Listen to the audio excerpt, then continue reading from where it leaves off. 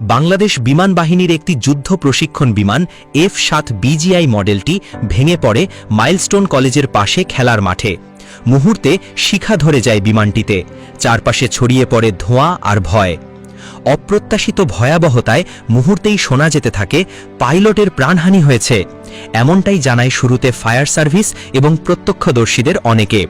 অনেক সংবাদ মাধ্যমও দ্রুত ছড়িয়ে দেয় এই খবরে যে পাইলটের জীবন আর নেই। কিন্তু সেই ধোঁয়ার ভেতরেই যেন আশার একটি ক্ষীণ আলো দপদপ করে জ্বলে ওঠে। ঘটনার কয়েক ঘণ্টা পর অবাক করে দিয়ে এক সেনা সদস্য জানান, ফ্লাইট লেফটেন্যান্ট তৌকির ইসলাম সাগর এখনও বেঁচে আছেন, তার পালস পাওয়া গেছে। ঘটনাস্থল থেকে তাকে হেলিকপ্টার MI-17 করে সম্মিলিত সামরিক হাসপাতালে CMH-এ নিয়ে যাওয়া হয়। বর্তমানে তিনি CCU-তে চিকিৎসাধীন।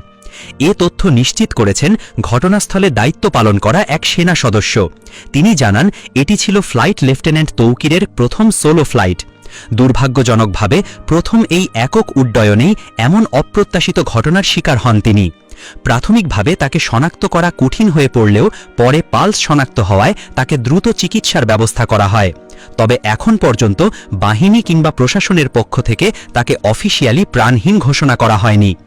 তৌকিরের বেঁচে থাকার সংবাদটি ছড়িয়ে পড়তেই সামাজিক যোগাযোগ মাধ্যমে ছড়িয়ে পড়ে আবেগ, উৎকণ্ঠা আর প্রার্থনার ঢেউ।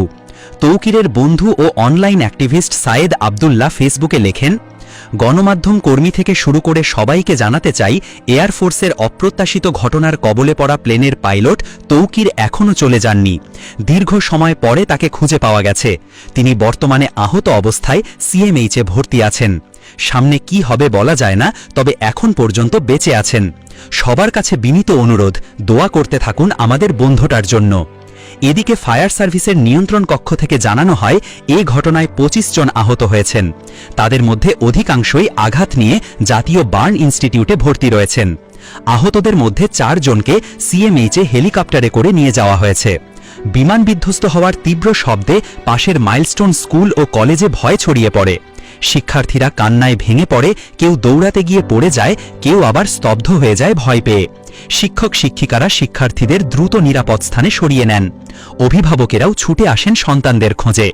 বিধ্বস্ত বিমানের ধ্বংসাবশেষে কাজ শুরু করেন ফায়ার সার্ভিস ও সেনাবাহিনীর সদস্যরা। উদ্ধার কাজে সাধারণ মানুষও সাহায্যে এগিয়ে আসেন। আগুন নিয়ন্ত্রণে আসে, কিন্তু ক্ষতচিহ্ন থেকে যায় জায়গা জুড়ে। এই ঘটনায় আবারও প্রশ্ন উঠেছে, শিক্ষা প্রতিষ্ঠান ও ঘনবসতিপূর্ণ এলাকায় সামরিক প্রশিক্ষণ বিমান ওড়ানো কতটা নিরাপদ?